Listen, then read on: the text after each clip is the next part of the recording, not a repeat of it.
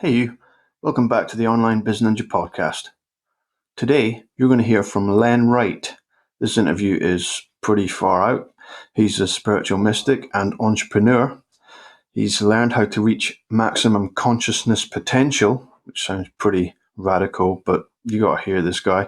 He's got a huge list of things that he's learned beyond the mainstream topics. He goes into depth about beliefs, communication, meditation, being present around people, stress, anxiety, how to live longer, loads more. He helps you understand the principles and dynamics going on in your world. So hopefully you can listen and learn some stuff about yourself that you weren't aware of before. It's time to level up. Let's go. So, Len, welcome to the podcast. I'm very glad to have you on here. If you could just tell the audience a little bit about yourself and what you do, that would be awesome. Sounds good, Grant. I really appreciate you having me on, and I thank you as well. And we're going to have a blast today. A little bit about me. I mean, I don't even know if we have that much time. I tell people it's been about 30 years since I've been intensely studying thyself. As Socrates said, know thyself, which is one of the most powerful quotes that's ever been uttered. And it's been uttered in different ways by many, many, many different masters and gurus and teachers along the way. And so it's been intensely about 30 years of it where I've been taking certifications and trainings and studying in depthly on the human consciousness and how to be able to reach peak potential within ourselves and really gain the most we can out of the life that we're living, so that we're thriving and not just surviving like the majority of masses, the majority of society out there. So it's been a long journey, but even when I was little, I happened to be around a lot of death because my family was all older and that type of idea, and so I was presented with the mysteries of life and deep questions within myself at 5-6 years old, where I remember asking myself a lot about what death is, what life is, why are we here, those big questions. So it's really been an all life journey, as it is with all of us, but I'd have to say very focused over the last 30 years at being able to gain tools to be able to help myself and others transcend who they were yesterday and a minute ago. Mm-hmm. Awesome. I know that you've been into a lot of things like NLP, hypnosis, persuasion, therapy, esoteric, truth, philosophy. You've got quite some background there. Yeah, it goes in. I'm willing to go into any facet that covers anything about consciousness. I all the way across the board, how the mind works and how our three levels of living, body, mind, and spirit, work together is always of interest to me. So I found that it led me in different paths. I started off when I was really young as a in a Christian community, and very tight-knit, very very Christian, very judgmental, very guilty, very I'm not enough. And I was there till I was about 26 years old, 27 years old, 30, somewhere around there. I started leaving with my wife. We started leaving that organization. It was Jehovah's Witnesses at the time. And I had one view of life, one view of so-called truth. And after that, both my wife and I lived for quite a few years without beliefs, which for most people is a very scary proposition, but it was extremely healthy for us in a number of different ways, and allowed us to be able to look at things from different perspectives than we had before. And so that obviously led to completely different paths. And you're right, I started in my 20s actually going down the NLP field. I studied with Richard Bandler and John Laval and master practitioner, design human engineering, patterns of persuasion, NLP. There's a lot of stuff I took with them back in the 90s and early 2000s, and then moved on to psycholinguistics and hypnosis, and accelerated evolution has been something, techniques that I've been working on for the last few years as well. And in that, I also study, as you said, almost everything about consciousness, flow, the mind and its power. And within that, really the esoteric community, the esoteric information material, I've been extremely passionate about for at least the last 15 years. And it has opened a lot of doors in understanding for me as well. Yeah, sure. That's pretty heavy stuff. Yeah, it it really does tend to go there. I really enjoy the depth doing this for that long. One thing, Grant, that it enabled me to do, being raised in that kind of community, I was part of what they called a ministry school from 7 years old, and that gave me assignments, speeches, basically lectures to give from 7 years old in front of at least 100 people, where I would be given, Bible verses or scriptures and chapters, and then I'd have to actually formulate a 5-minute talk about it on my own and then go from there. So my study habits were really, that was one of the things that I got out of that, along with all the other abilities to discipline myself in study. And then I moved on with beliefs, because really what I found over time, Grant, is beliefs are arbitrary. Everybody lives by their beliefs and dies sometimes by their beliefs.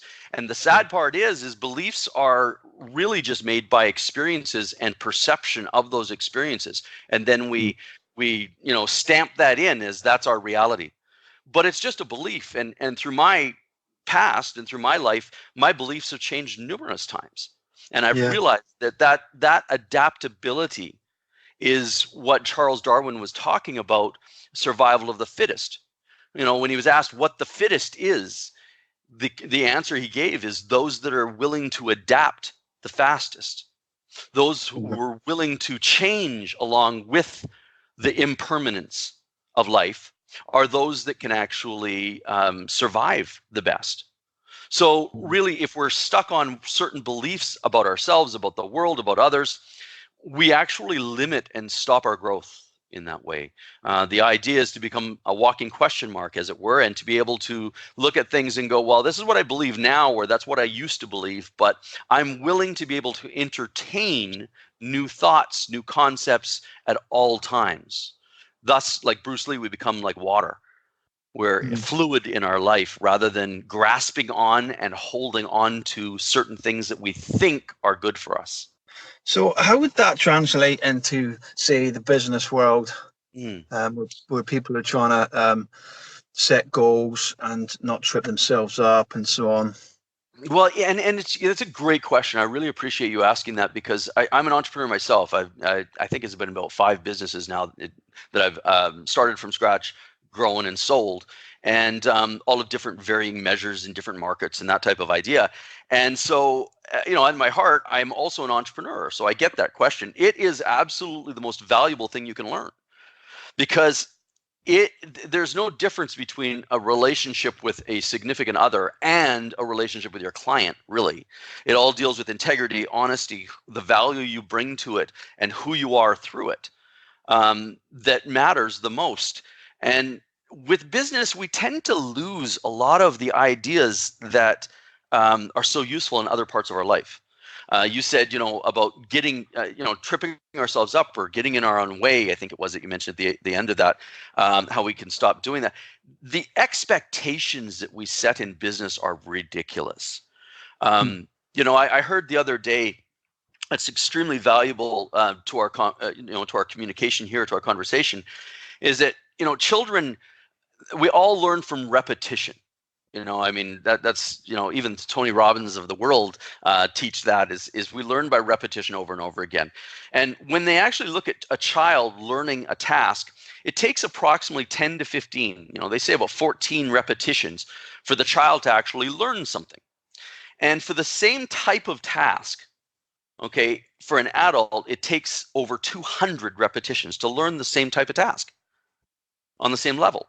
And the reason being is that the adult limits themselves right away, where the child doesn't know how to do that. The child does not go into the task with expectations upon themselves or the task. They just go in and go, hey, it's a challenge, let's do this.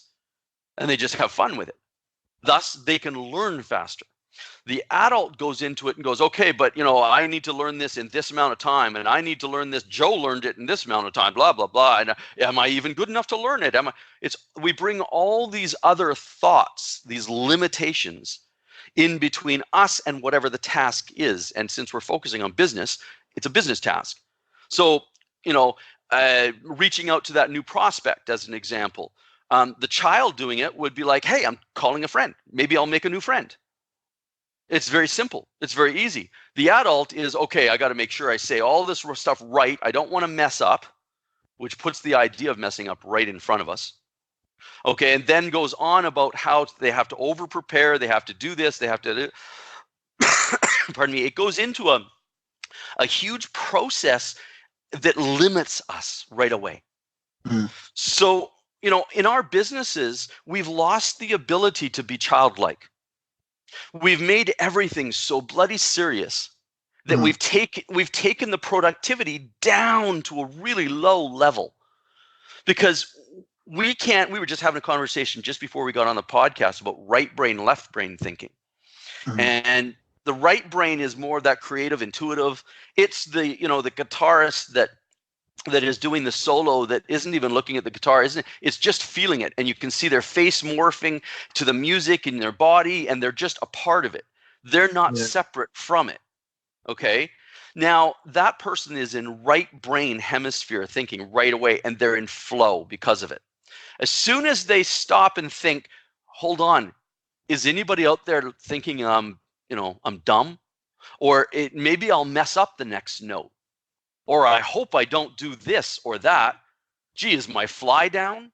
Whatever it is, we then separate ourselves from that right brain. We take and put ourselves in the left hemisphere, which is an analyzation tool.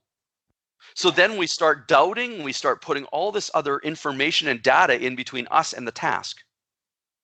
Right? This is what we do over and over and over again. We become fascinated, over-focused with our thoughts.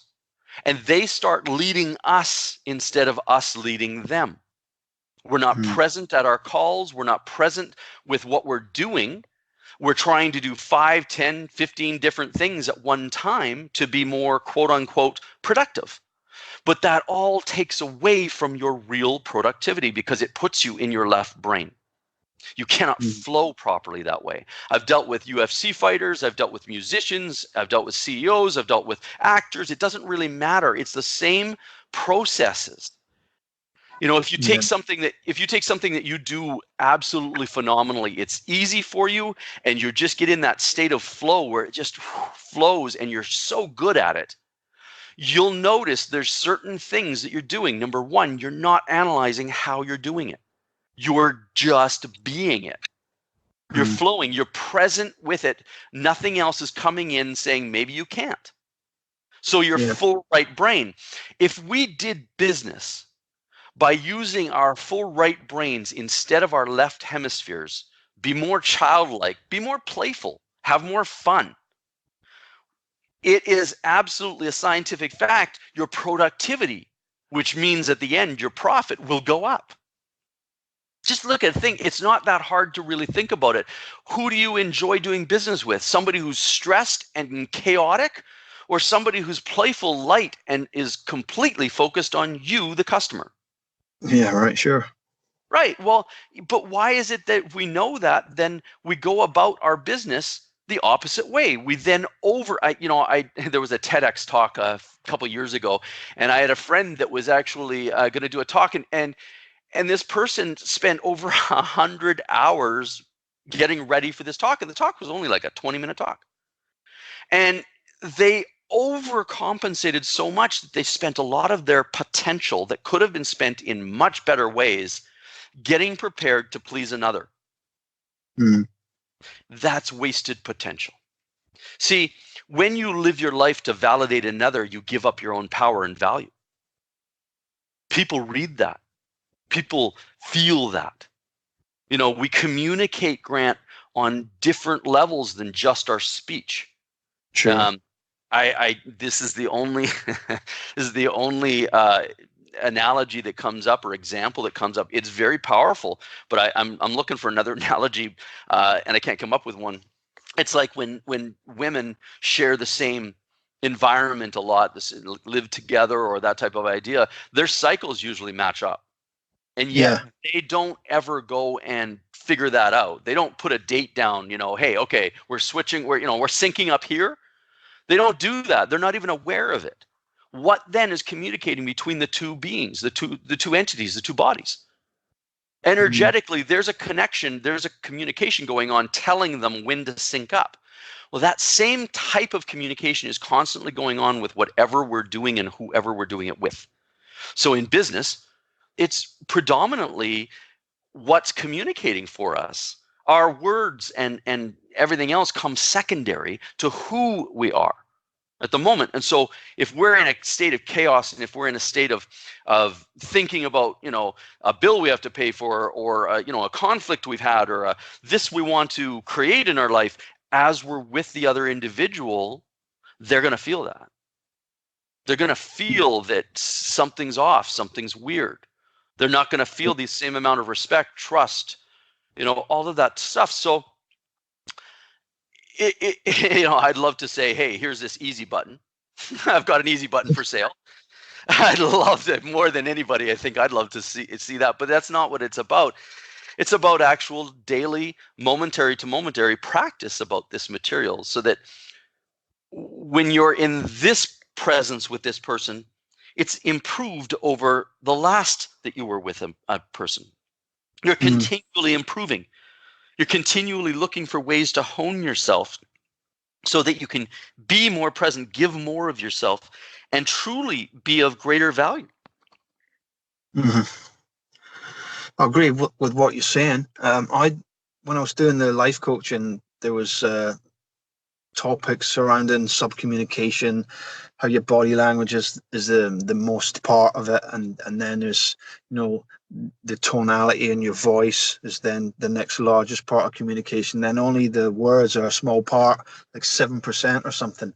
And really, I learned that it's your internal state. You project that. It's all unseen, and it changes the dynamics in the physical when you're going through the process. It's really interesting stuff. I mean, I'm spiritual, but people wouldn't know to look at me.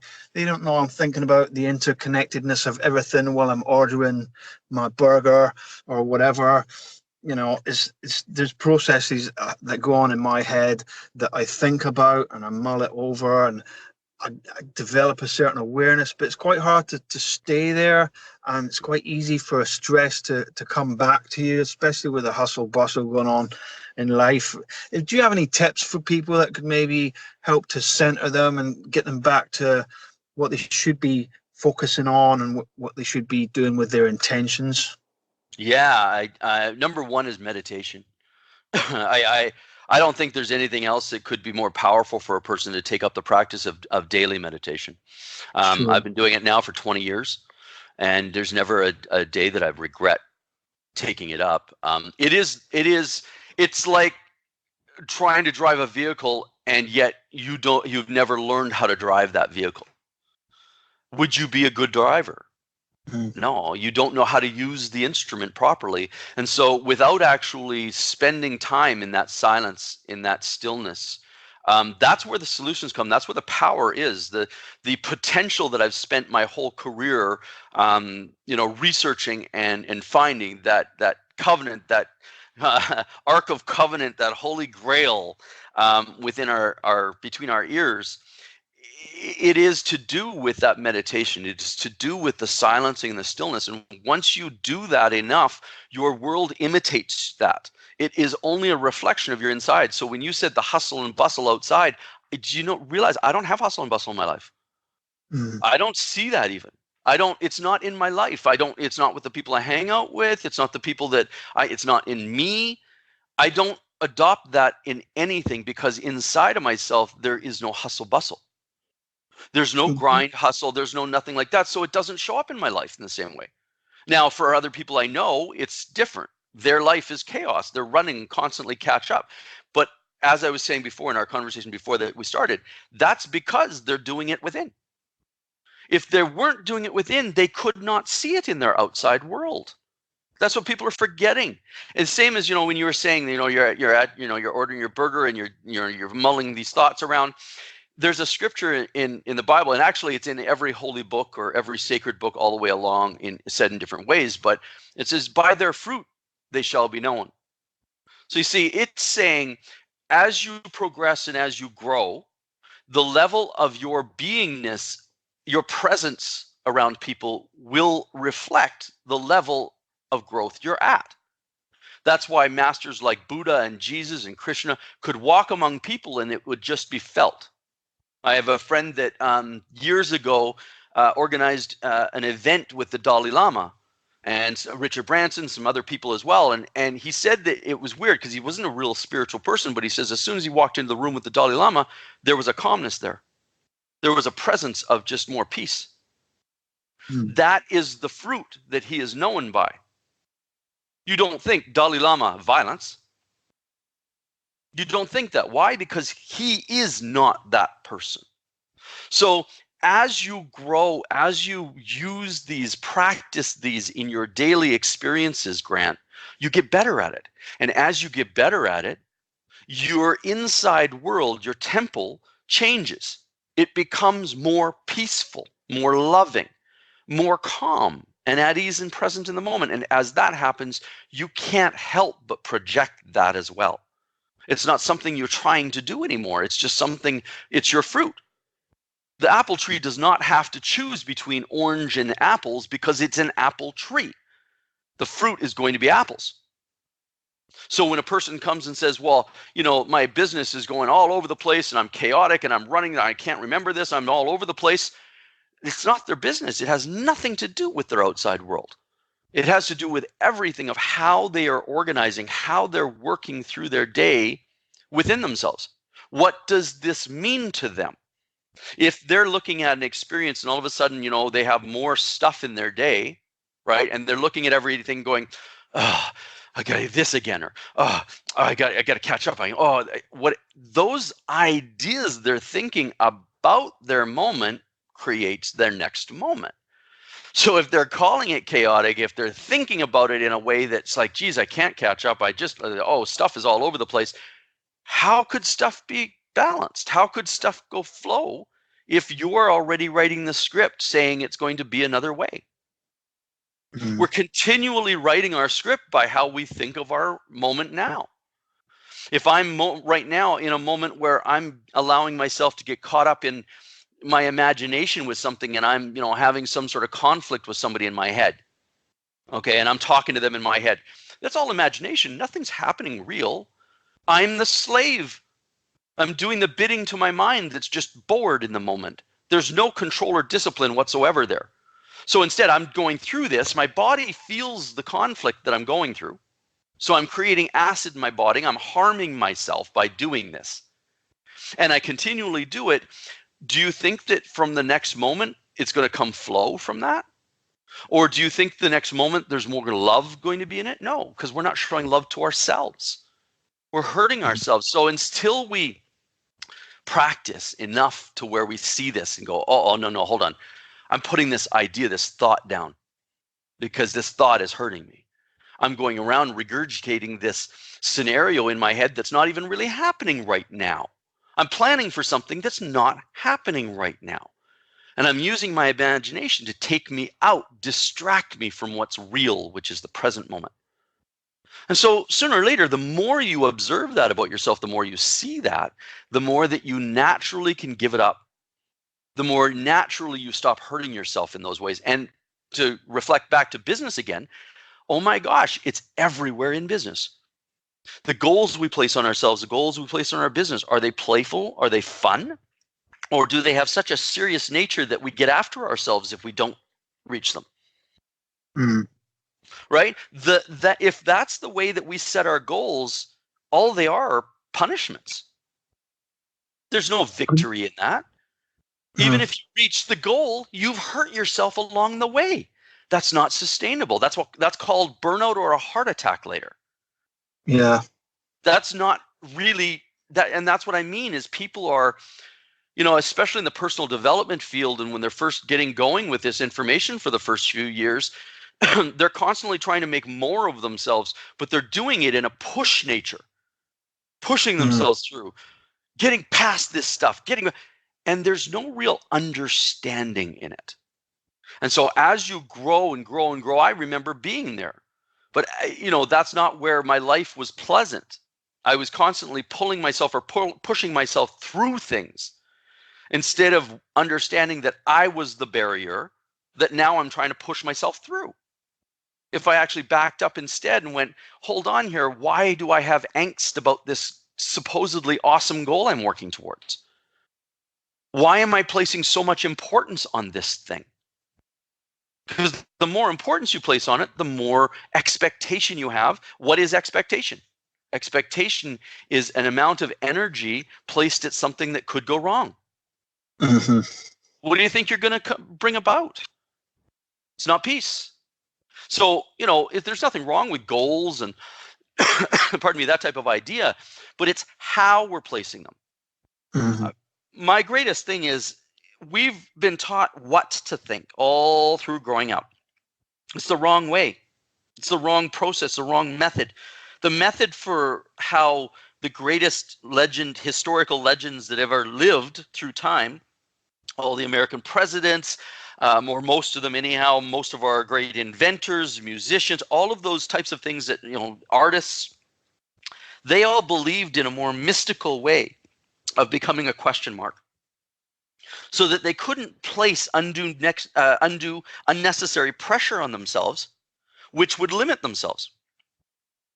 It's really funny when you look at it, when you really understand it. Here's somebody who wants to get ahead in life, in their business, in their relationships, and so they instead put this big pressure on themselves to change. The pressure that they put themselves under is a punishment. Mm. You can't change that way easily. You're gonna be the adult that does it over 200 times. Instead, you need to become more playful with it, more at ease with yourself, a little bit more forgiveness and understanding for you being where you're at and not trying to be somewhere where you're not. And realizing I'm the student here.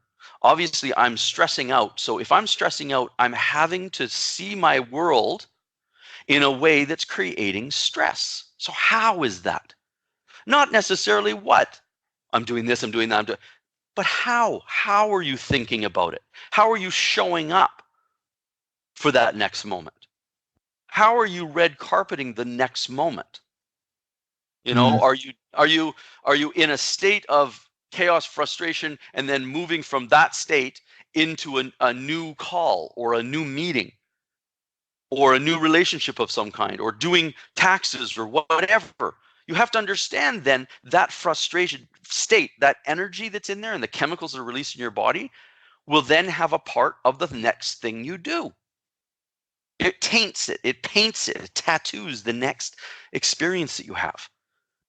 And this is the chain that most people live with, the odd sensation of being so-called spiritual in the midst of it. It becomes a hobby. Becomes a hobby, a thing they play with instead of a way to actually be, a way of living. Mm. Once it gets to that point, and it's a spiral staircase, right? It's each rung of the staircase, or each rung of the ladder comes in the point of each experience. So, okay, you get through one experience and you may not do as well as you liked. So now you look at that experience and go, okay, next time this shows up for me, I'm going to be this way instead. I'm going to do this. I'm going to do this. And this is more kind and loving to myself. I'm not compromising myself. See, that compromise has a lot to do with the expectation that we put on ourselves. And in business, I was going to say I don't think there's any other place, but I'm wrong, because fitness, health, as well as relationships, there's a lot of compromise. But in business, it's definitely there. We're constantly compromising ourselves, going, hey, this big, huge carrot, this gold carrot that's right in front of us, which means this account, which means this sale, which means this money coming in, this new client, whatever it is, me getting my own way this way is going to solve everything. And when we do that, we put so much pressure on it that we actually work against ourselves. Instead, to lower the importance and go, I can see really both sets of situations here. If this client comes on, I know I'm going to have more work. I know I'm going to have this and that with them. I know, so okay, I see that. And if they come on, I'm going to get this and this and this. Okay, but become more of a middle ground. It's like, yeah, if they come on, great. If they don't come on, yeah, great. And if you even feel that in yourself, you'll feel a big difference between that and an expectation. You'll feel the pressure, the tenseness inside yourself with an expectation. That's what the other thing, the other entity, the other person, the other documents that you're working on, whatever it is, the other moment is feeling from you. So that's what's copied. You don't go to a copying machine, put something with a little flaw in it, and expect the flaw to come out. It's gonna reproduce the original flaw. Mm-hmm. And that's what we do with our thinking in the next moment continually. Our state in the moment is creating the next moment for us. Mm-hmm. So until we realize, I brought up meditation, a quick and easy thing we can do during the day that is meditative in its process. But what it does really is stop us from thinking, which is usually the culprit. We're overthinking expectations, what we're going to do about this, what we're going to do, we're preparing. All this stuff is overthinking. Instead, we need to give in that moment. So I teach people how to be able to just watch their breath, become their breath for a couple minutes. Even seconds helps. If you're in a situation where you're getting anxious or you can realize you're putting a lot of pressure on the situation, to be able to stop wherever you are and to be able to just focus on your breathing. Take some nice deep rhythmic breathing and just focus and become the up, become the down, become the up, become the down, and just focus on become it as much as possible. Feel into it. What it does is it allows our focus to remove from our imagination, our thought, into our body, kinesthetic. So in effect, it actually it breaks the record, or it scratches the record, so that we're not thinking in the moment, which is causing the problem.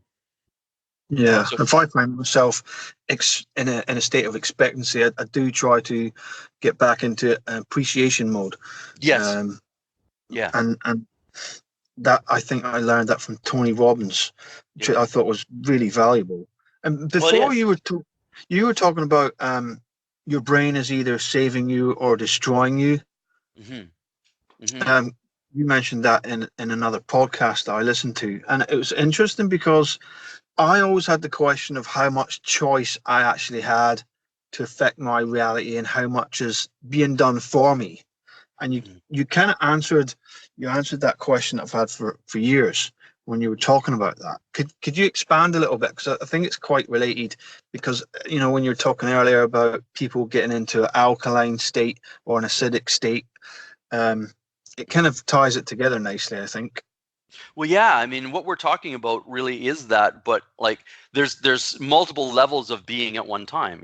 We call it body, mind, spirit, connection, right? And so there's the mental state, the mind, that part of our thinking state, but it's correlated directly, related to our physical as well, to our body. And so when we're in a state of anxiousness, expectancy, worry, concern, importance, great importance for something, our body goes into a fight or flight, into like a survival mode.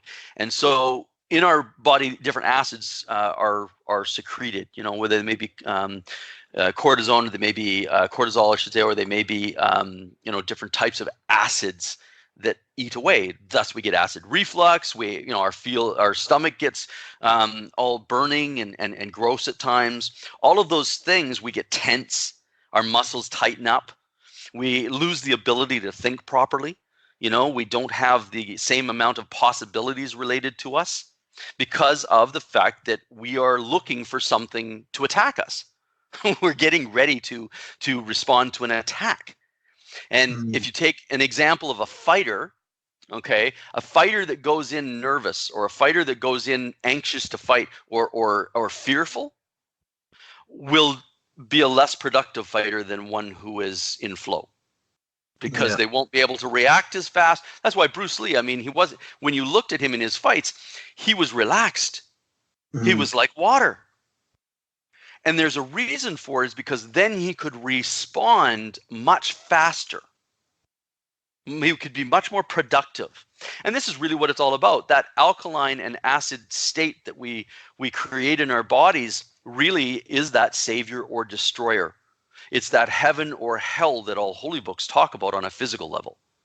That lake of fire and sulfur is in our stomach when we're worrying, when we're in fear in any way, shape, and form. And expectation is a sense of fear.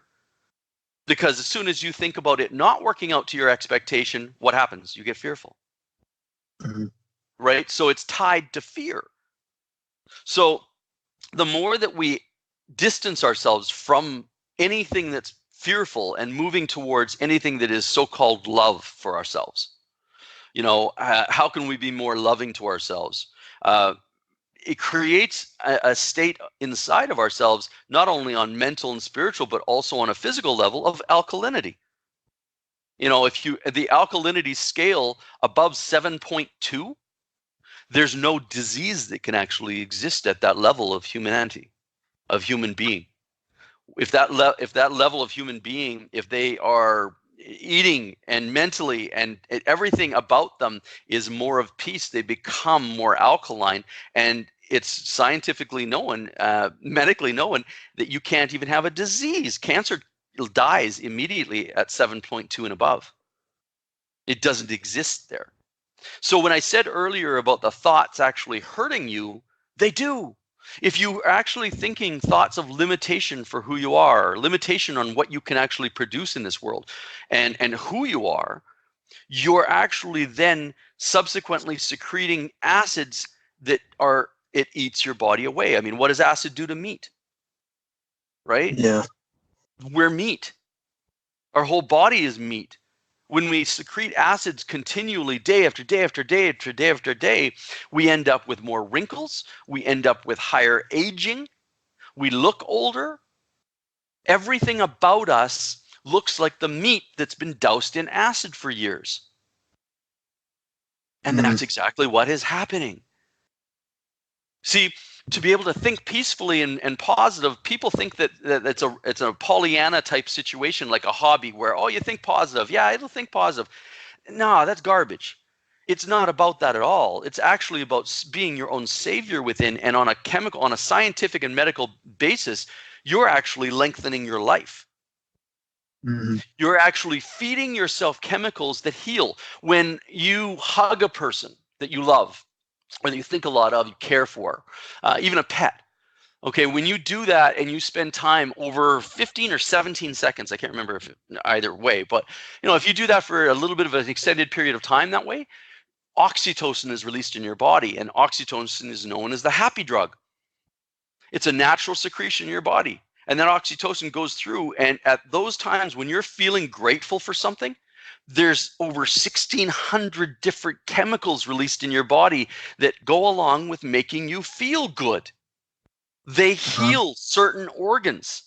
They heal certain parts of your body. There's 1,600 of them, oxytocin being one of the major ones. That's a healing for yourself. That's self-love. When you think a thought of, I don't like that, no matter what it is, I don't like, creates a resistance in the body that secretes numerous different acids to the body, and it actually has an opposing effect of eating you away. It's a slow suicide. And this is why Socrates said, know thyself, because if you don't know thyself, you don't even know this is going on. You don't know you're killing yourself. You have no idea. You think, oh, my thoughts, well, whatever. I just go with what goes in my head. When my head says something, I just go do it. And this is the problem, is we've been taught that the what to think, the memorization. Look at our doctors, look at our scientists, most of them don't think freely, liberally. They think as a memorized tool. And that's not what our minds are supposed to be used for. That's completely left brain. Memorization is just left brain stuff. Right brain is the fluidity to be able to be it, to expand it beyond what you've just memorized. And that's where you see, the musician, it's not just memorized in that time. There's a favorite video I have from Pearl Jam, and it's black, and they're playing live, and the guitarist goes into a solo that, he's looking up in the air, and not even, his guitar is just a part of him. He's not having to check if he's doing it right. He's not having to, it's just complete flow. He's being the note that's being produced through him. That's right brain completely. It's the same as the fighter that goes into, UFC fighters that I've dealt with. They go in, they're complete flow. They're not thinking of their next move. There's no major goal in the next move. There's no expectation. They just flow, and they're given that move in the moment, and they move along with it. So the goal, it goes back to the child and the adult repetition. How much pressure do we put on ourselves to achieve the goal, the act, the whatever we're working on? Because the more pressure we put on, the more we actually take away from our productivity, the more we distance ourselves from achieving the goal. Because at the same time as, oh man, this is so important for me. Oh, Grant, I've got to do this. I got to make this work. At these times when I'm saying that, I'm secreting acid into my body because my body is now getting ready for the fight, getting ready to be attacked.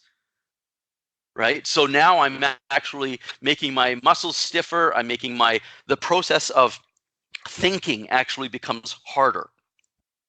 And the amount of possibilities I have for the moment disappear. I'm now only focused on what I'm fearful about. That's it. And so I become really a low productive being. And that's how most business meetings are taken. That's how most sales meetings are taken. They're nervous, they're anxious, they need the commission, whatever it is.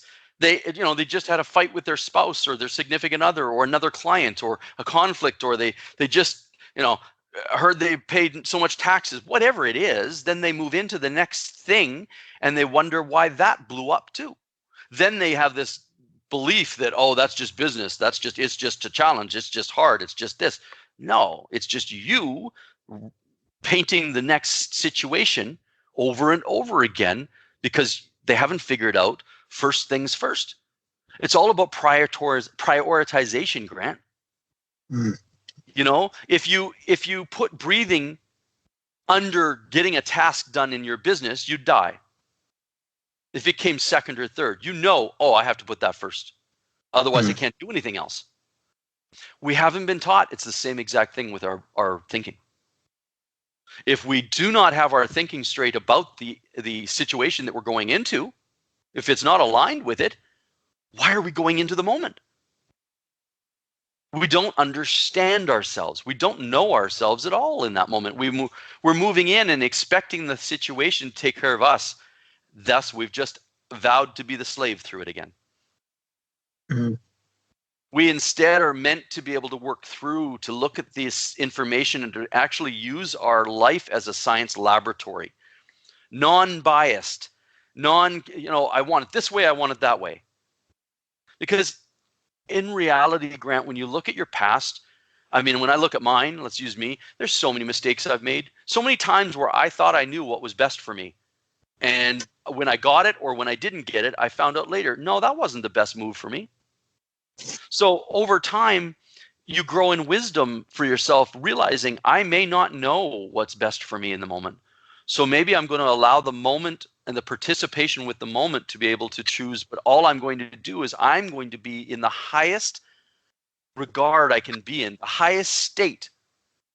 And that goes back to that appreciation and that love. That's the highest state. There's the highest energy form available to humans. It's the highest power. So as an example, if I've got a doctor's appointment or I've got a big meeting, a negotiation that I'm going into, the way I do it is much different than everybody else in that I'm going to use alchemy and I'm going to transmute all my feelings of fear into feelings of love before the thing has taken place. So I'm going to see that person agreeing with me. I'm going to see us getting along fantastic. I'm going to feel inside like that's already done. We're already working together. It's done. And if not now, later, it'll just happen. Whatever will be for the best. But in myself, I'm aligning to that higher. I'm putting myself in the best possible state I can be in of receptivity. I'm letting go of the resistance. Whatever that resistance is I have to the moment. Whatever I don't want, I'm getting rid of it. And instead, I'm embracing that thing. So as soon as I do that, then I create that in my next moment. I then go into that knowing instead that it's going to turn out fantastic and just allow it to be. I'm more childlike. I'm going to play with this. When I do all podcasts, when I do all my events, there's no notes. I don't have any notes. You'll know, Grant, I asked you, what do you want to talk? I don't have any idea of what we're going to talk about really until I show up. There's no way for me to prepare, and I love that Because then what I do is I'm able to let it all go, have fun, get into that fun playfulness. And by doing that, I tap into a greater consciousness that flows information through me. So that I'm not having to be perfect. I'm not having to say the right, quote unquote, the right thing. I'm just flowing with the information. And when I do that, it's a much, much more powerful presentation than if I was to actually try to prepare from a state of expectation. Sure. Right. So if we know that, then why are we doing that in our experiences? Like as an example, the glorification of busy is absolutely ridiculous nowadays. It's almost like the busier you are, there's some sort of brownie badge that you're somehow more successful, and it's absolutely the opposite. The ability, I was talking to a person the other day, and they were so happy because they were dealing with 80 different people potentially as prospects. And I laughed and I said, that's why you're so chaotic and you're stressed all the time. I bet you if we actually polled those 80 people, there's probably only a handful that are actually ready to deal with you right now. Mm. And the rest of the people could actually be put on some sort of process or program that's feeding them until they're ready for you. And so what we did was we qualified. We put a little qualifier in. Have you done this, this, and this, and this? Then we can talk. If you haven't done this, and if you're not ready, this and this and this, I suggest you start here and go through this information. And he did that, and all of a sudden it went down to, I think it was like 15 people or 12 people that were ready to deal with him right now, and the rest of the people he could slough off of his plate and automate. So all of a sudden he's only dealing with 12 people now. Whoa, way different than 80, and his stress level went way down. Yeah. You see, his expectation on what he thought was good for him was off. If he was instead the question mark coming into that situation going, geez, I don't even know if these 80 people are all really real or what, he's going to get a lot further. You know, he was trying to make every one of those 80 people into sales right away. That's just, it wasn't going to happen. So the expectation was really off, and the expectation was driving him into a situation that he was not being successful. As soon as he got rid of the expectation and actually looked at it in a different perspective, he went, yeah, you're right. This is not, you know, I can do this and this instead. And all of a sudden cut my time down. And then what he did with the rest of his time was spent it with his family. And so all of a sudden he was happier. And then the next 2 weeks he said, I don't believe it, but my world is just slowed down. There's not the chaos. There's not the, and I said, yeah, because you're not. You're spending time, you dictated what your moment was now, not the moment dictating to you what it wants. And that control, that discipline is what we're meant to do in this growth, in this growing up, this evolution inwardly, is to be able to align ourselves with what we really want, not pick what we want from a state of expectation and then run and try to make it happen. Look, if I stand in my yard and I try to, you know, I have a Mastiff. If I try to go and grab my dog, he's going to run away from me. It's a big game. Okay, and I'm using so much more energy than I need to, because if I just stood with a treat in the middle of the yard, he'd come to me. Mm-hmm. Okay, most people, the hustle and grind is, okay, I'm chasing the dog and I'm going to catch that dog. I'm going to catch it. And you just expend this so much energy, you're tying yourself, you're burning yourself out. Whereas instead, if you yourself work on you within and start finding more value, start finding more peace within yourself, it will leak out eventually into your environment. It can't help but do so.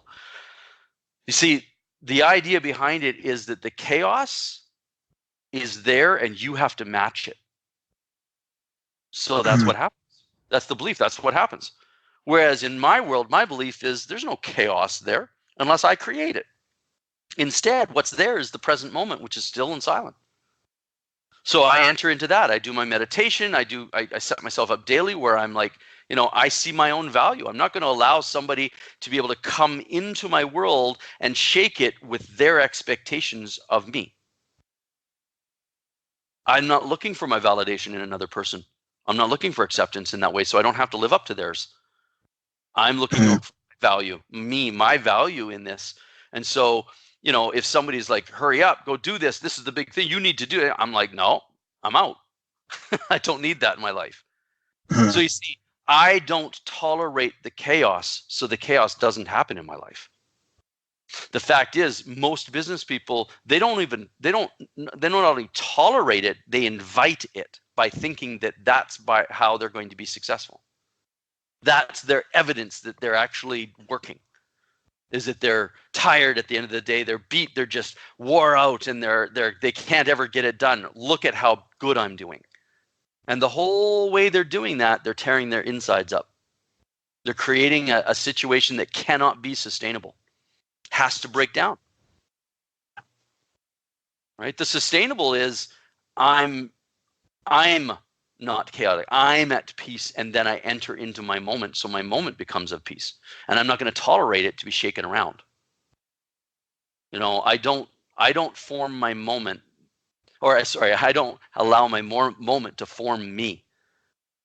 I'm formed, then I walk through my moment. That's a really different way, Grant, than what most people do. Most people are running from moment to moment to moment without a breath in between to manage their state. They're surfing on states that automatically come from the architecture of belief about that moment. So all of a sudden, it's a big sigh of, oh, I don't feel like doing this. Oh, well, now move on through. I'm going to push through this. But they've now cut their consciousness into a situation where they're not even very productive now, because the only thing their mind is focused on is, you really don't want to do this. And so you have to try harder. You have to push. Whereas instead I go through it, it's like, oh, okay, I have the feeling of not wanting to do this. Why? How am I compromising myself in this way? What's the compromise for me here? Because I'm not wanting to do it for a reason. What's the reason? Maybe it's fear, maybe it's self-sabotage, whatever it is. But if I deal with that first, then release that fear, that thing, that limitation, then walk through, then I'm powerful. Try to stop me. It's different. It's way different.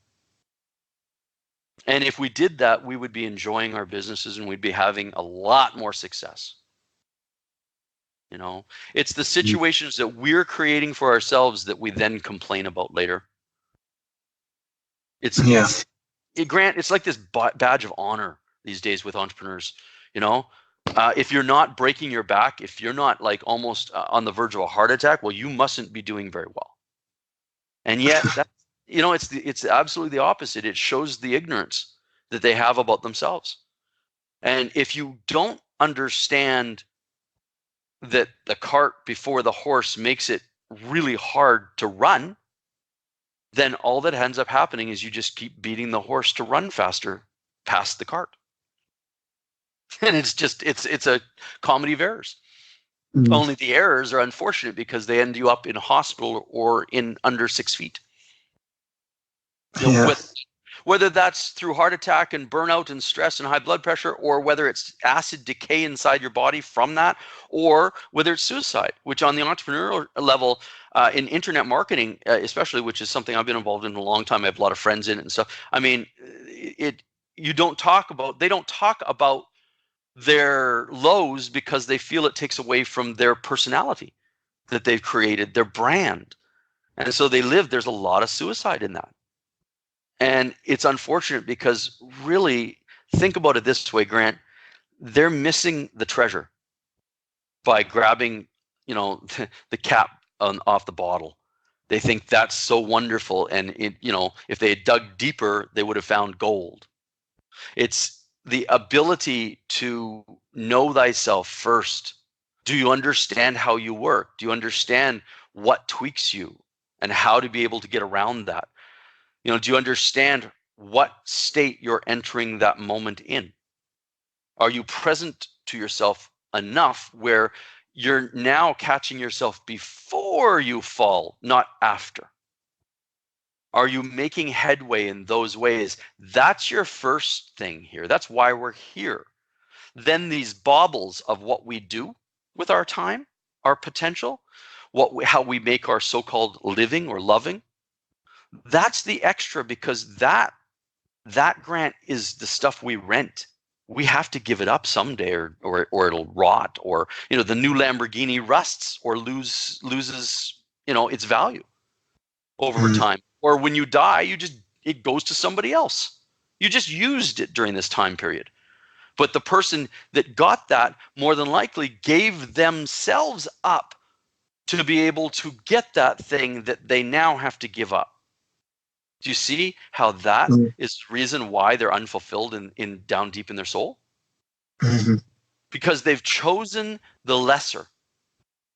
They've chosen the cake instead of the vegetables. Why? Well, the cake tastes good, but the cake, too much of it's going to kill you.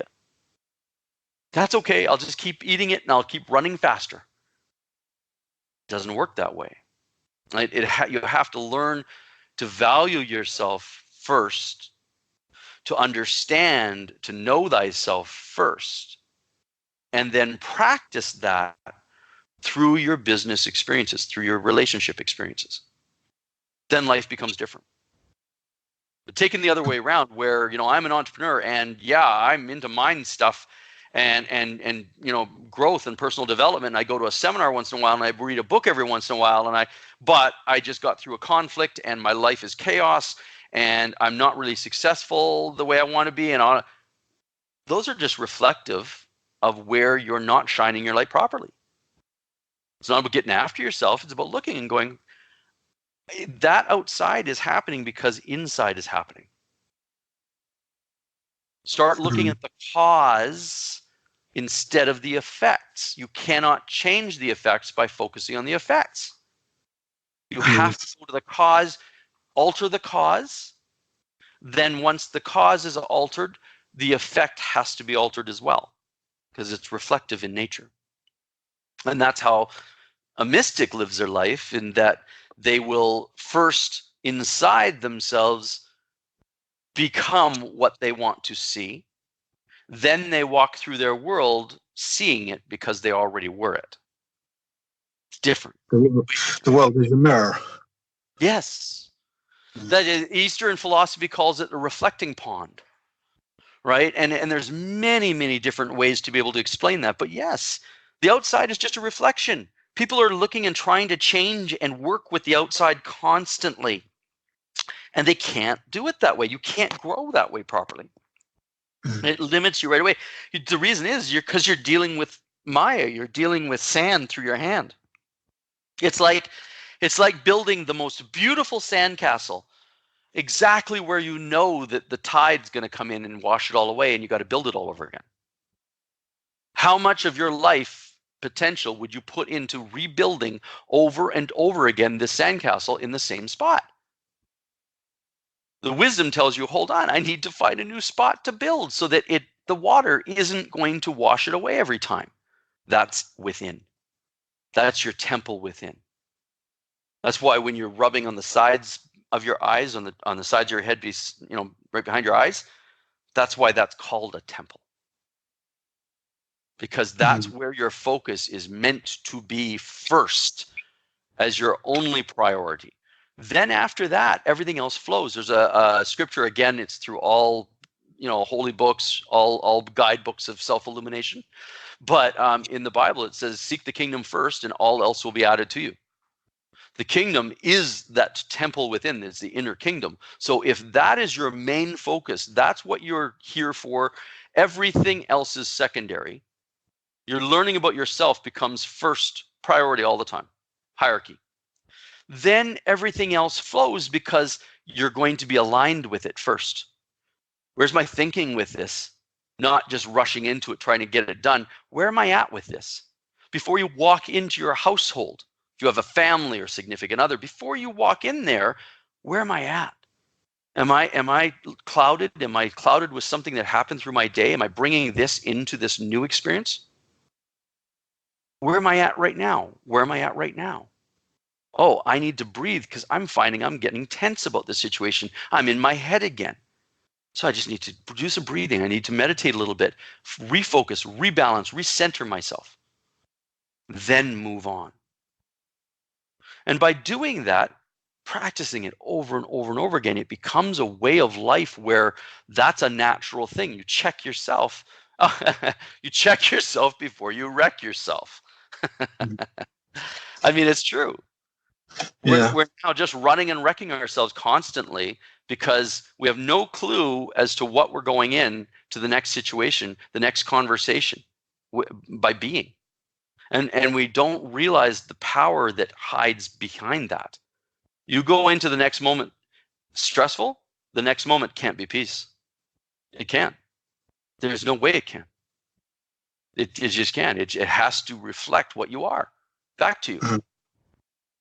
Right? So once you understand that, it does become more simple, not easier, but more simple in your approach, because you build another apparatus within inside of a watchtower. Continually asking, where am I at right now? What am I feeling inside? Am I feeling angst? Am I thinking about a future event? Am I thinking about a past event? Because both of those events aren't real right now. You know, most of the time in our minds, our imaginations, we're planning for something. We're talking with somebody that's not there. We're thinking about a past moment that's already over and gone that can't be changed that way. Yeah. And we torture ourselves by this, when in reality that distracts us from the real moment that's happening, the present moment. That's where our focus is meant to be. That's the only power you have, is in that present moment. So if you live as a business person in the present moment, you're not setting expectations and big goals and all this kind of stuff. You want to do better, so you're obviously setting goals, but they're not the same. They're very playful. They're very fun. There's no pressure. They're a way of learning and expanding your learning.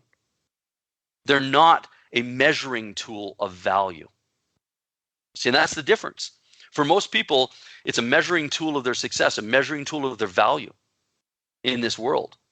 And so if something doesn't get reached, then they turn on themselves. How is that process beneficial? How is that process calling you out to be your best? Right? The inward support network must be there first for you to do your best, because it needs to be cheering you on. So you need to build that. All that's happened, Grant, now is that people have learned that what you memorize, what you should do, what is more important than how you do it. And that's the wrong thinking. That's the education that gets you into problems. So just turn it around and start learning how instead. How am I going through this? How am I thinking about this situation that's making it hard? How am I explaining this experience to myself over and over again, telling myself how it's going to be? So I get that a lot, where people will be like, oh, my life is this. Oh, it's crazy. It's this, is this, is this. And then the next thing they'll be like, oh yeah, I know this information. No problem. I'm really good at it. Well, didn't you just say your life was this and this, and you're not explaining things, your story, as something you're really loving? You're explaining it like it's some sort of obstacle course you're having to run through, or boot camp. So what do you think it has to become? You're in the Army now.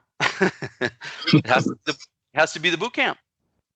How you explain and how you think about your life, your story, the experiences, is how it will reflect back to you, how you'll go through it. So stop telling people that your experiences are this and that, and start loving your experiences. Start embracing them. Wow, this is sure teaching me a lot about me. I'm noticing this cycle of myself that I keep showing up in my life. Wow, how thankful can I be that it's still showing up, trying to teach me over and over, even though I've ignored it 20,000 times. It still shows up for me, showing me love, trying to teach me. Right? So you embrace that instead. It's like, I'm just thankful that the cycle's happening again so that I can go through it and practice a new way of being through it. I'm being given another chance instead of, oh, this again. Even that statement, oh, this again, means that you're somehow waiting for something else to change outside of you. You've given up your power. It's not, oh, this again. It's, oh, how did I create this again? There's a difference in that. There's a power in it that brings you back into center driving seat versus something else constantly coming in on you. It's a different way of living. And running a business that way, I'm telling you, it makes you incredibly powerful. If you can go into a negotiation and you're not nervous, you're having fun, you have self-value, and you really don't care either way, whether it goes this way or that way, because you see both sides are beneficial to you, you become the most powerful in negotiation. You're fully present. You're fully powerful. I mean, like, that's what, quote unquote, successful business people, that's where their confidence really truly is for a successful person, is in the fact that it's like, I don't have to have this.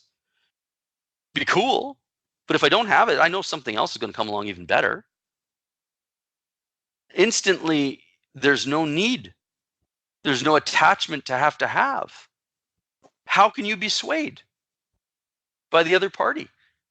You can't. Become so much more powerful. Is that sort of people that you like to work with? CEOs, or who's your favorite kind of client?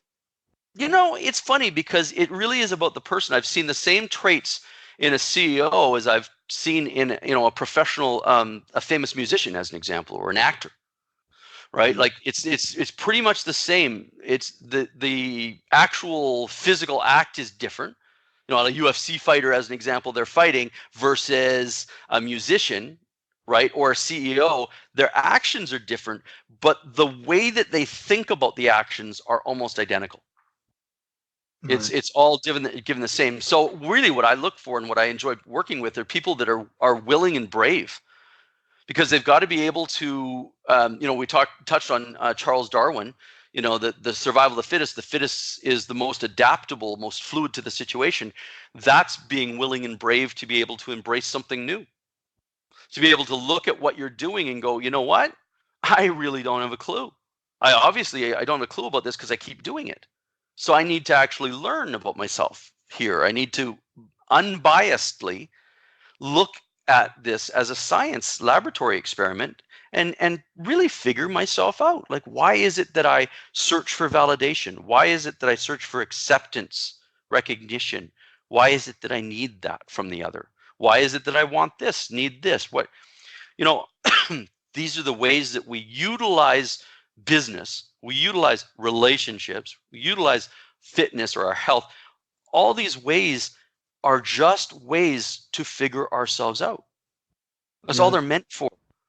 But there's many ways to skin a cat, for sure. Yeah. Do you think that the work that you do negates the need for, a psychologist or a therapist? Or have you ever had that in your experience where someone's come across you and decided, to stop therapy because they don't need it anymore, or stop seeing the psychologist or the doctor, or Yeah. I mean, it really depends. If the psychologist or person is working with them has a lot of work that they've done on themselves as well through it, then you can only help people at the level that you're at. Mm-hmm. Right? So it depends on the type of work they've done personally. But for the majority, they still don't have the exact answers that, as an example, mysticism has opened up. I'm big into the Hermetic principles because the Hermetic principles allow you to be able to understand yourself so much more. Polarity, rhythm, cause and effect, all this mental correspondence, all of those the 7 principles allow us to understand experiences much better. And since, as we just mentioned, our experiences are there, all of our business experiences that we go through, as an example, because that's what we're talking about, all of our business experiences are there to teach us how to be more of who we truly are. If we treat it as that, a funny thing happens. We become more successful through it. If we treat the business as this is what we are, this is what we're doing, the business and its success and then we're constantly going to be tripping over it because we've got our priorities wrong. Yeah, it's a simple asking of your question. What's going to stay with me forever? Again, another Bible verse, the same as it's mimicked in every holy book or across the board. But the verse says, store up treasures in heaven where neither moth nor dust can consume and thieves cannot break in and steal. Where is that? Where can't thieves break in and steal? Where's something that won't decay in your physical world? Where's something that won't actually grow old and leave you in some way, shape, and form, whether it be a car or a spouse? In your physical world, all of it is temporary, impermanent. The only permanence that there is everything that you learn about you. Everything you learn about yourself, you store within, and it's to store up of treasures in heaven, that heaved up place. You're understanding yourself more, and so that life becomes opening up more and more to you. It's the only thing that actually truly freely liberates you. You know, you may win 50 million, you may earn 50 million, 100 million, billion. It doesn't really matter, because all that will do is accentuate where you're not knowing yourself already. And that's why we have, famous musicians committing suicide, famous actors committing suicide. They have the money. It's not that. You don't want to spend your whole life realizing you've been chasing the wrong rabbit. Mm-hmm. And the real rabbit you chase is the one you get to keep always with you. It's the only true, and that is your temple within. Everything you learn about yourself, you get to take with you. Everything you build in this world, you have to let go of. So what's first in your life? Right? If you put the stuff you have to give up first in your life, then how can you ever reach true fulfillment? There will always be a nagging, not it. This isn't it. This isn't it. Because your focus is in the wrong place. So yeah, I like to work with people who have a certain amount of success so far, so that they realize that, because otherwise, on a lower level of understanding, everybody's searching for money. Everybody's running to be able to get their value from the outside world. Whereas if you work with somebody instead, if I have somebody that's already made millions and millions of dollars and has the mansions and everything else, they're at the point where they've already tried that and it doesn't work. And they realize it, and they're ready and willing and brave enough to actually dive into themselves now. Whereas the person that's working at the store down the block that wants the coach and can't afford, the higher rates and so forth, is still focused on the physical completely. And there's only small, minute little bits of light shining in about themselves. The more that they throw open those drapes, those curtains, and let the light shine fully in as a main priority, the more they'll realize the success in their life will follow that. It'll just start happening around them. They'll be at the right place at the right time. They'll talk to the right people, and they will just rise without the effort. But if you put the other thing first, if you put all the success trappings first and expect to be happy through that, then that's the biggest lesson you're here to learn. Mm. Right? So you talked before about a book on Hermetic philosophy called The Kabbalion Book. Is that right? Yep. It's a great book. Great book. It's funny. I throw it out to people. Most people listening to this have probably never heard of it. It's definitely not mainstream. It was written in the 30s, and it's written about and from information that dates back many, many thousands, way before any of the other holy books were written, and way before the Bible, way before the Quran, the Torah, Bhagavad Gita, all of it. It was the Hermetic principles came first. And because of that, you can see the reflection of those Hermetic principles within those other writings. But if you study the original, the foundation, the Hermetic principles, they open up all those other texts. Because they're, all texts like that are written in allegory. None of it is literal. Absolutely not one word of it is literal. None of it means what it's talking about. It's all mystical allegory pointing to how you can actually do what we're talking about.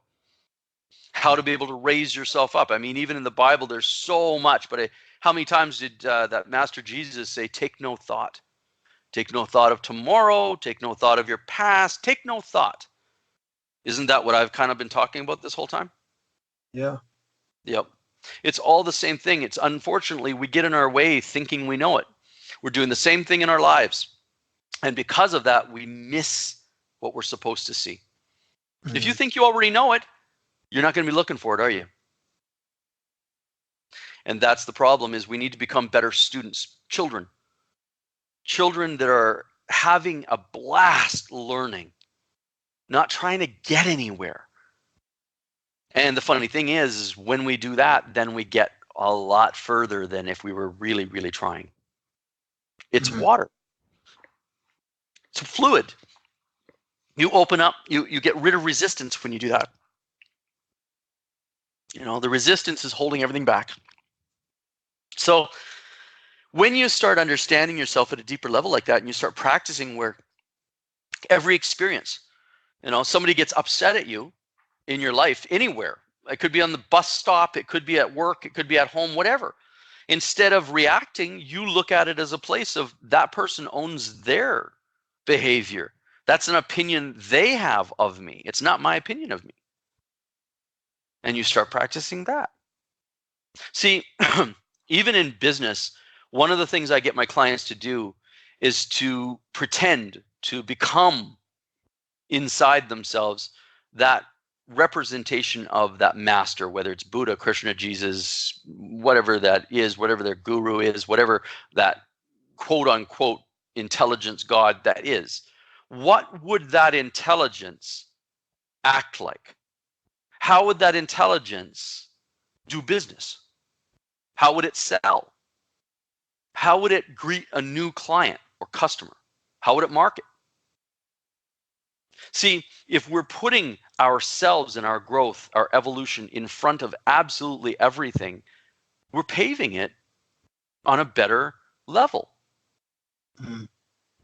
Right? So if we're trying to be like I'll say to a client, I'll say, okay, this week's assignment is for you to be God in everything you do. In everything you do, is this what you think God would do? Is this what God would respond to this person with? Is this what? And I can tell you, as soon as that client starts doing that and putting that as a filter, so they're actually thinking first about their behavior, their state, how they're thinking about something before they enter into it, their experiences skyrocket. Their businesses become more profitable, they become more productive, and they enjoy it so much more. I imagine you have a lot of synchronicities when you're getting together with clients, as in finding each other. Yeah.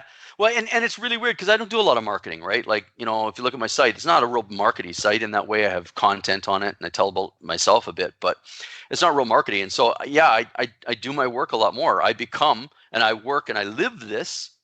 And those that actually see that and are attracted to it, we end up striking up conversations. I usually end up, dealing a little bit, like getting to know them a little bit before we work together and seeing if there's an actual click, because I value my time, I value myself, and I value this information that's taken me over 30 years to be able to learn.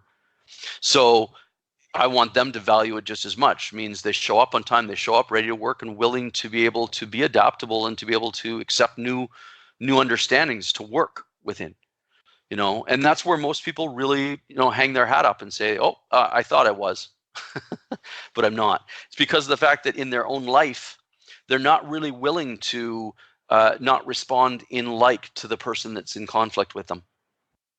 Because it's a lot of work to be able to not respond in like, and to be able to actually be the alchemist in that moment, see the other person as themselves and no real part of you. Just because they're acting that way doesn't mean you have to act that way. But for the first while, that takes a lot of strength and that takes a lot of practice, bravery. And for a lot of people, they're not at the level yet where they see that importance. We're all growing, Grant. We're all at different varying levels of that understanding ourselves. And so on every level, I say to people, be playful. Don't get after yourself for not being at another level or for falling. It is a part of your growing process. It's just don't become complacent. Don't become in the thought of, oh no, I'm a spiritual person, and get lost up in an identity without actually being that example, without actually shining the light. I see that all the time where the person's life is in complete disarray everywhere, and yet they're banging on a drum or putting crystals around their neck and calling themselves spiritual. That's not it. That's not it. That's a very basic, very, very entry level of growth. And it's good. I was there. I understand it. I get that. I remember when I was there many, many years ago. But it needs to be transcended. It needs to be taken in all seriousness, because it's the only thing you're here for. It's the only thing that's real. Everything else is illusion. It's Maya. So unless you're putting this first in your life, you are living in the Maya. So Jesus said, be in this world or walk in this world, but no part of it. That's what's meant by that, is you're here, I'm in this world, I'm speaking to you now, but I'm not of the same thing, the energy that makes this world go round and round right now. The hustle, the grind, the not enough, the have to reflect what my neighbor does in myself, or I'm not going to be of value, have to have acceptance from everybody around me, blah, blah, blah, blah. I'm not of that. So I'm here, but I don't play the same game. And I get different results because of it.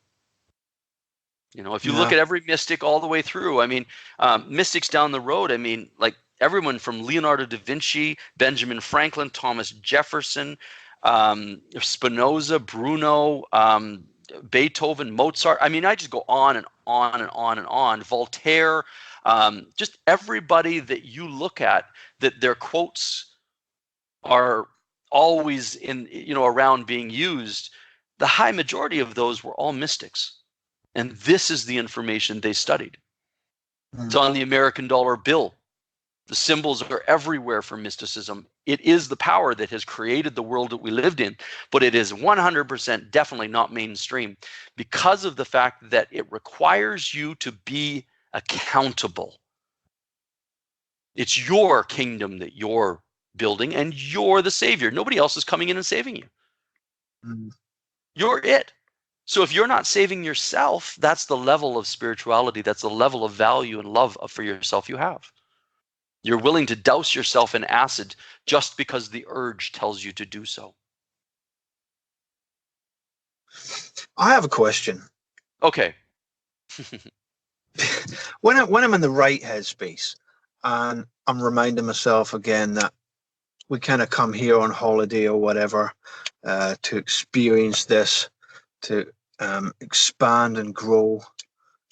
I've thought for quite a lot of years, what is it that life wants us to do here?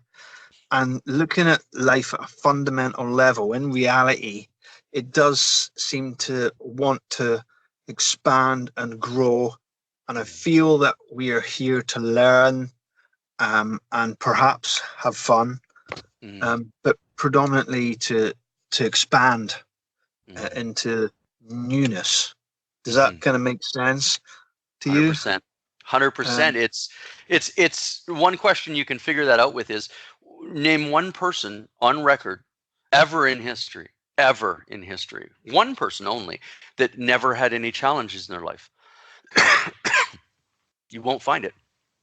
You won't find, even in the gurus, even in the supposed gods that they talk about, all have challenges. Why? It's got to be important then. If no person gets out of this earth without having challenges, then the challenges must be there for a reason. And they are. It's the only reason we're here is, you call it a holiday. I wouldn't really call it a holiday. It's more of a classroom. And that's the thing. The holiday feeling is sometimes what bungs people up. It makes them fall because of the fact that they're expecting fun all the time. No. It's not about that. When I say holiday, I mean more like our spirits come here on holiday to experience the meat suit, walking around, to feel the air, experience love. I get that totally, but the experiences of our senses and so forth are all derived for that growth, and the growth isn't pretty sometimes. The growth is meant. I mean, look, a flower needs to birth through soil to actually grow. Yeah. It's not easy anywhere in nature. You don't look and you see, oh, that's effortless for that thing to grow.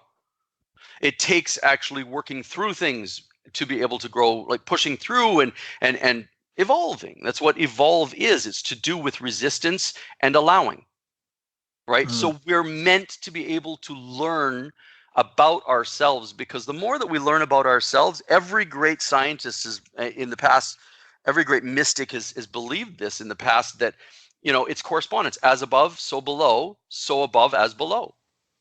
It's the same, it's a reflection like we were talking about before. So the more you grow, the more your environment will grow as well. We're meant to be able to be the catalysts, not the effects. And the catalysts make us gods in effect, because we can create that which we actually hold in our minds. We can transmute, as the alchemist did within. It's a consciousness that animals don't have. You know, the dog doesn't take something in and change it and actually then give off the opposite of it. Can't do that. He just reflects what is there. So where we're at is we're still trying to figure out this consciousness thing, Grant. We're still trying to know thyself, just the same as every one of those holy books was talking about the people inside of that as that journey of knowing themselves. Not through the literal sense, but through the allegory that it's meant to teach you. Right? So it's all meant, like as an example, in holy books or in the Bible, all children mentioned are never ever children. They're all emotional states within you. So if you read now a verse that talks about disciplining children, or if you read about killing a child, or it's never a realistic thing, literally meaning that. It's meaning about your initial states of reaction, your states that actually harm you or others in that way. So all of it comes back to that one crucial thing, which you touched on. And we're here to, yes, enjoy. But even in the enjoyment is an afterward. It's still, you do not need to absolutely enjoy your vegetables, Grant, but you do need to eat them, or sooner or later, your body will start giving you the reflection of not taking in proper nutrition. It's the same way with this. It may not be enjoyable, but you learn to enjoy it after your tastes change. But at the start, it's not enjoyable for people usually, because you're not meant to look for comfort here. You're meant to look for adaptability, which is the opposite of comfort. And as soon as you get that straight in your head, then it becomes comfortable. That's going to be some challenge, because I think a lot of people look for comfortable.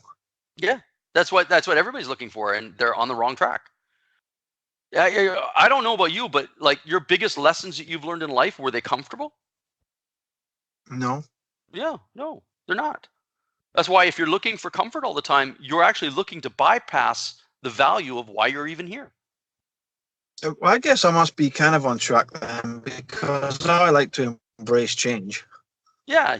I mean, the more we embrace change, the more that we actually can expand ourselves. But it really does take that growth of that watchtower within, that observation point of being to continually, where am I at right now? What's going on within me and outside of me at the same time? And that is a learned, a practiced talent, skill that we have the ability to do, but we're never taught how to do that. We're not taught how to be present in our moment. We're taught how to distract and multitask. And look at our world. It's the reflection of that. We're meant to really focus in on what's really important in the moment, and that's our growth. And then when we do that, funny thing is, the other stuff comes with it. When we focus on just the stuff and we're not focused on the growth, then we have challenges to be able to get through. So, you mentioned about enjoyment or fun. The better you are at something, the easier it gets.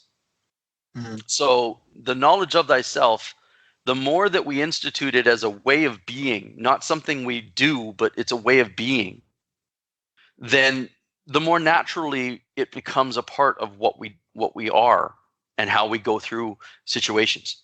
It just instantly comes up. So if I go through a situation, I've been doing this so long, you go through a situation that rocks your world in some way, shape, and form, and instantly inside, I don't want this. As soon as that I don't want this comes up, I have another part of me that comes up and analyzes, why do I not want it? What is this thing that's a resistance? Because the pain I feel inside myself is not because of the other thing, ever. It's always because of the resistance or attachment I have to it being the same way. I don't want it to change. So the adaptability if you say you're good at adaptability, then there would be no stress in your life. The person that absolutely like water has no stress. Because where would the stress come from? If they're completely adaptable to the moment, where's the resistance that the stress is created from? True. Right? So when you see stress in your life, you know for a fact that you are resisting the moment. You're resisting the experience some way. And that's what the work is. Moment after moment after moment after moment, experience after experience after experience, for you to be able to teach yourself the art and science of directing yourself from a higher nature. It is the most fun thing in the world to do, but you have to get to a place where you start enjoying it more. At the start, it's usually not enjoyable because at the start, you're still looking for sensation of growth. I feel good. I feel like I'm growing. Whereas after you grow enough, that sensation is not what you look for anymore. You look for actually results in your life. Mm. You look at the effects. Oh, okay. The effects are not there right now. So that means that I'm not there. So then I look at the effects, see the results, and I go, okay, now I calibrate within myself. Obviously, I'm not at the place yet of full acceptance of that. As soon as I get to the full place of full acceptance, embracing it, boom, the limitation falls and the thing comes. But you see, I've done it in a way that I'm working on, instead of the thing, I'm working on me. The person that works on the thing will have to work on the thing again and again and again and again and again through his experiences. I work on myself so that I can only get through it maybe a few times and learn from it so that I don't do that anymore. Mm. So it's the most involved. And wouldn't you expect the greatest mysteries in the world, the greatest mysteries of life, to be all-encompassing? To be the biggest thing that you've ever seen, heard, felt? Like, that's what it is. It's the most deep subject in the world. The greatest thinkers of our time and time gone past have cultivated this presence, have cultivated this consciousness within themselves. And it's been called a number of different things. But we're on the same journey. That's why Jesus said, anything I can do, you can do even more. It was a reaching into the potential that we all have. I'd like to ask one more question. Okay, cool. One more and then one more.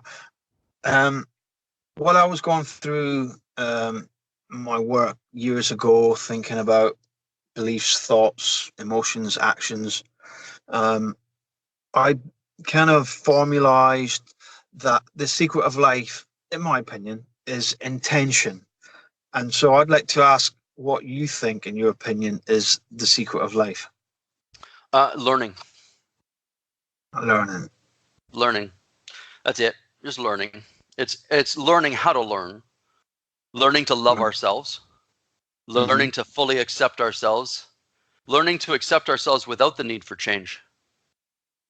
Can you do that? Can you just love yourself fully 100% the way you are now if you never changed again?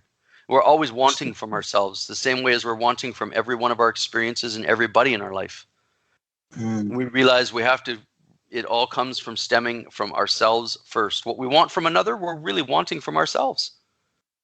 We learn to give it to ourselves first, and we drop needing anything from the world, from anybody else. And so that's really what it's meant to be able to do. Intention setting is still setting the intention, Grant, from a place of where you're at. And if you're at a place of limitation, the intention you place from that is going to be limited. It's a copy from the original that's marred. So you need to only deal with the original, which means, why set an intention when I don't really understand what this experience is going to be about? If I'm rejecting this experience in any way, if I'm pushing it away, that means that I don't understand why it's here for me. So setting an intention from that point of view, can't you see how it's going to be marred? So that's why living from the point of a question mark is the most valuable, because you tend to remove yourself out of your way by that question mark. So instead of setting an intention, I would be like, well, this experience is looking like this to me, but I'm feeling pain, so I know I'm not seeing this properly. I can't see it properly, but I know that I'm not seeing it properly. So I'm going to just let it be and just let go in it, and I'm going to practice being all right with it. I'm going to practice embracing it. I'm going to practice stopping beating myself up for it. I'm going to treat myself kindly through this. What's self-love through this? What would love do through this moment? And you see, those are the types of questions that are going to lead you to higher states of being. Mm-hmm. And then once you get in that higher state of being, then you see the experience different. It was trying to help me see this and do this. And I get it. It's trying to help me learn this about myself. Okay. Yeah.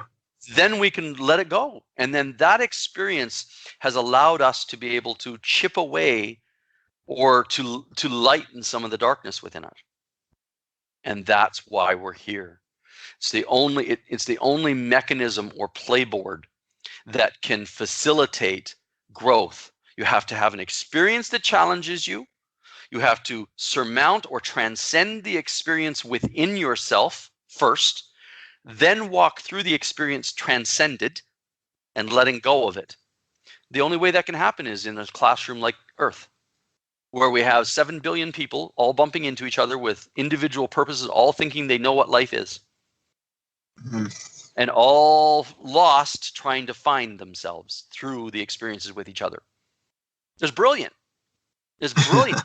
It really is. I mean, it's so intricate that if we went really into it, the amount of steps, even for you and I meeting, how many, you had to meet somebody else, so whoever introduced us, you had to meet them, you had to meet, and I had to meet them, and we had to, and how many thousands of movements went into the experience of just you and I coming together to have this talk. The intelligence is so vast, we have a hard time wrapping our minds around that infinite nature of it. But that's what our potential is. That's what our potential is made of, right? The way it thinks is, hey, look, we're going to fire these experiences off so that the only thing that's important is that Grant learns and changes, learns and shifts up higher. So he stops hurting himself. He stops harming himself and others. And that is done through the experiences you don't really all the time want. In fact, the ones that you think you don't want, that really rock you, those are the most valuable ones. The more you don't want something is usually the more value it has for you. There's been some really heavy and deep interesting stuff. I can tell you're very passionate, and we could probably talk for many more hours. Yes. We'll have to do it again. At some point. Can I ask, if anyone's interested out there that wants to learn more about you and what you do, where they can go and find out and all of that? Definitely, I appreciate that. Actually, it's my site's probably the best chance because you can even link through Facebook and stuff and my other things through that. But zenlencoaching.com, all one word, zenlencoaching, and zenlencoaching.com. And I also have a book on Amazon as well. The Little Book of Inner Growth, which is a small read. I think it's only like 50 some pages, but it's what I've been talking about here, and we'll go over the same type of information in a very concise manner, but it's very deep. Cool. So I'll try and get these links off you and putting them in the show notes so people can check that out.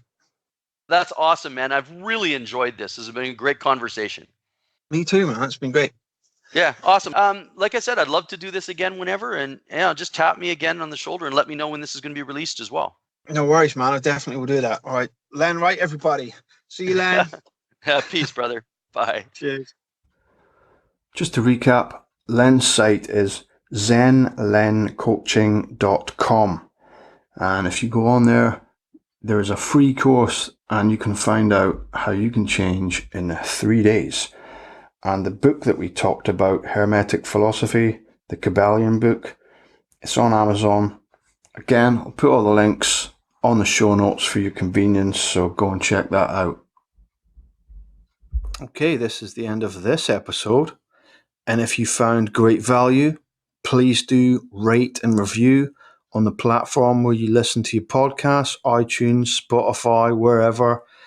And if you can think of any friends or business colleagues who could benefit from listening to this podcast, please take the link, send them a direct message and say, hey, check out this episode, because I think it could help you. And that would benefit me, them, and maybe you too. Thanks very much for listening. See you next time.